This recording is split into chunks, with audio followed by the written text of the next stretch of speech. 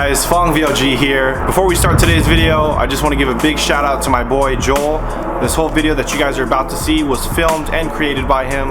So show him the support that you guys show me and follow him on Instagram and YouTube. Check him out at KasuJPG. Other than that, I hope you guys enjoy the rest of the film. Thank you guys very much.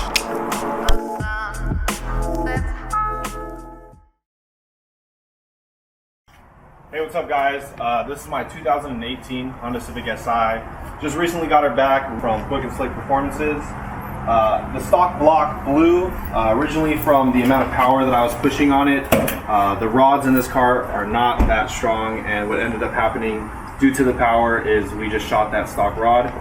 They're cast iron, so we decided, well, we're gonna rebuild this guy here. And this time we got it fully built.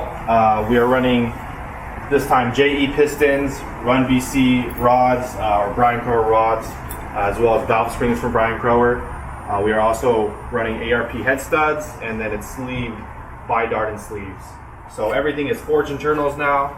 We're coming back even stronger, and I think the end goal for this is 500 horsepower.